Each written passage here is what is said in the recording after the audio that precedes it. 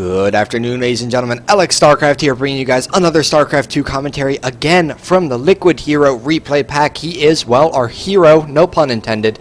In the top right-hand corner, he is the blue Protoss, and his opponent in the DreamHack 2012 Summer Championship, it is going to be mouzMana. He's in the bottom left-hand corner. He is the red Protoss, and he is up 1-0. Last game we saw on Daybreak, was it Daybreak? No, not Daybreak, Metropolis. We saw some very nice Blink Stalker on Blink Stalker action. Aw yeah, some nice micro, but mouzMana was simply able to capitalize on a few missed micros out of Hero and take advantage, and that is of course the problem with the mirror matchup, because, well, if they get ahead, they play the same race as you. There's not too many things you can abuse to get back on foot, or not many macro mechanics at least, because like you're way behind his Terran. If you can drop a bunch of mules, you can be in okay shape. You're way behind his Zerg, make a whole bunch of drones. You're way behind his Protoss, chrono boost a whole bunch. But when your opponent can do the same thing, it makes things a little bit hard. And I wonder, in this game, are we going to be seeing some of that Blink Stalker play again? Because of course, Cloud Kingdom, a very good map for Blink Stalkers. You see, starting here, players can blink up into the main base all around here. That's probably about 180 degrees of blink coverage, more or less. Okay, let's say 170, 160, something along those lines. And let's note, both players' builds are looking to be very, very similar.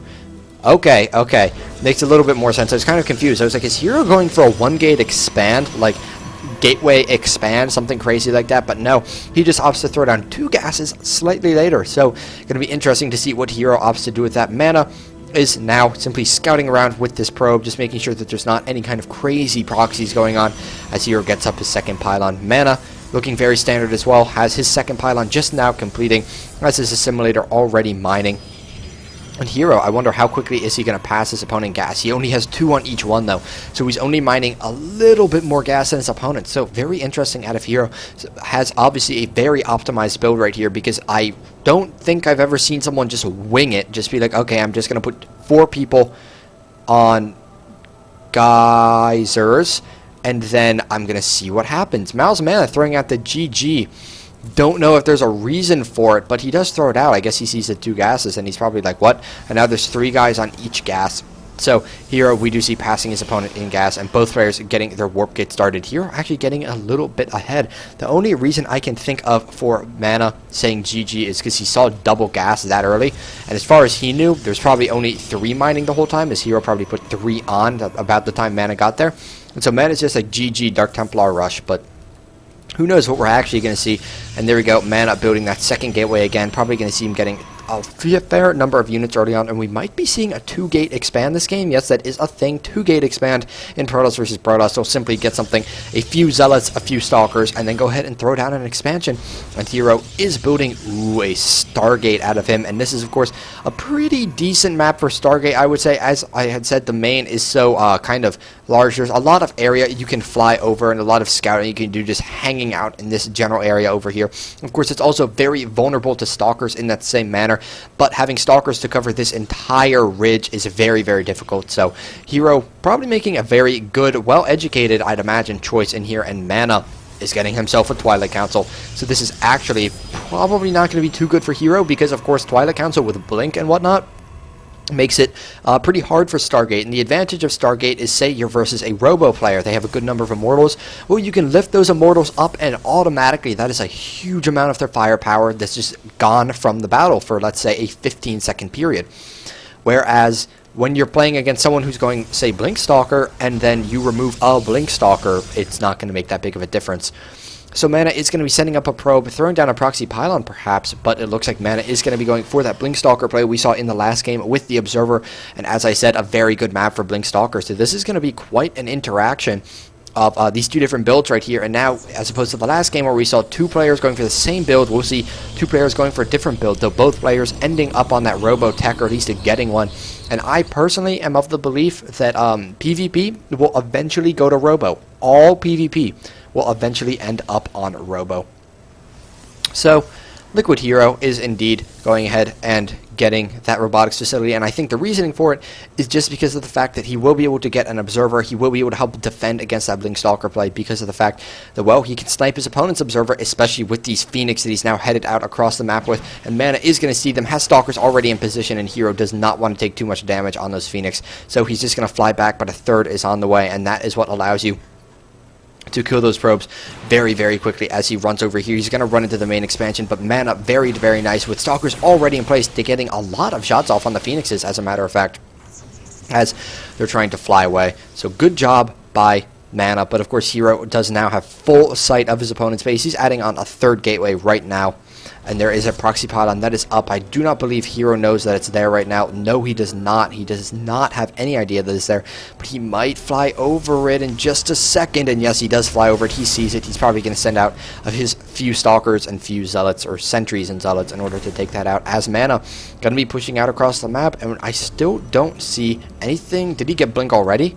Okay, yes, he already got Blink, and so he did, I'm assuming, Blink, yeah, right underneath the Phoenixes right here. So close to picking one of them off. That's got to be a little bit annoying for Mana, but Hero has started on that Immortal production.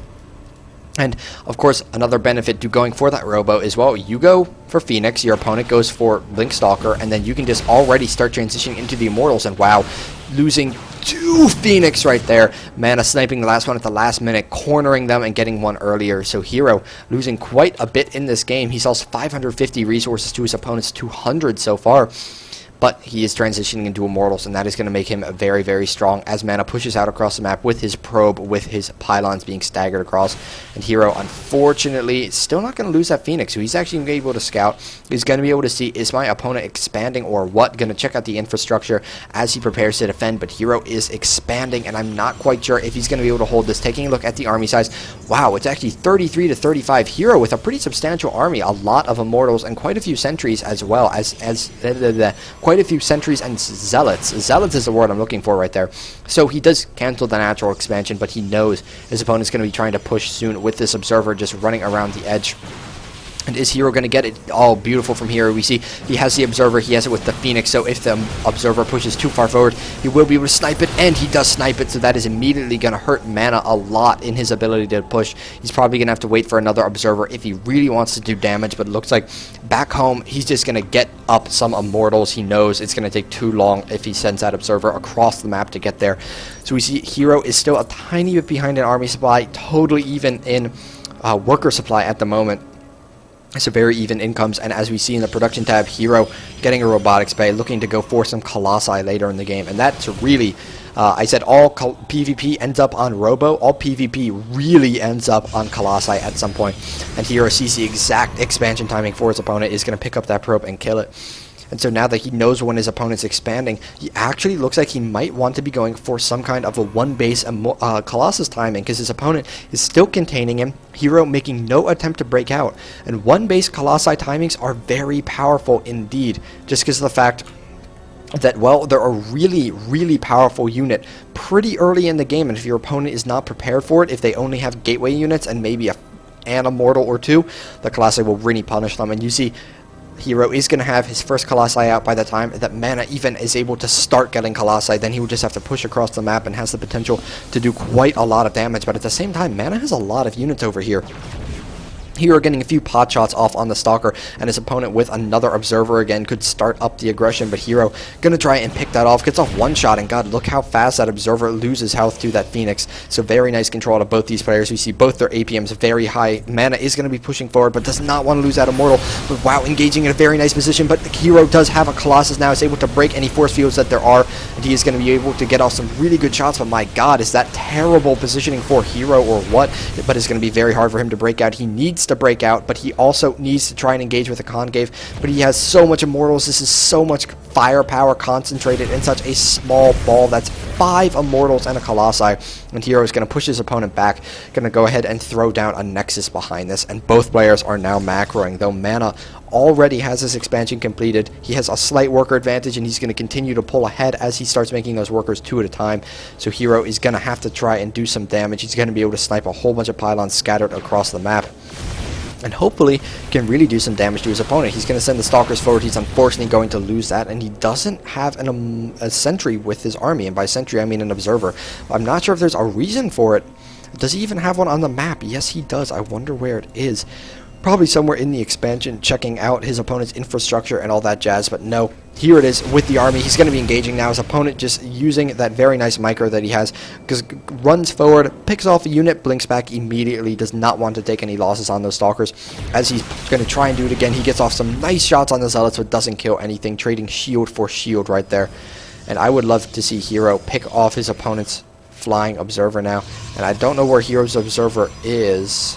Here it is. Okay, so Hero is now going to take out his opponent's observer. So once again, very nice little victory for Hero there. And he's slowly catching up in the worker supply, slowly catching up in the army supply, but Mana already has the extended thermal lance on the way. Hero, however, with the forge and extended thermal lance is already further in production than it is for Mana.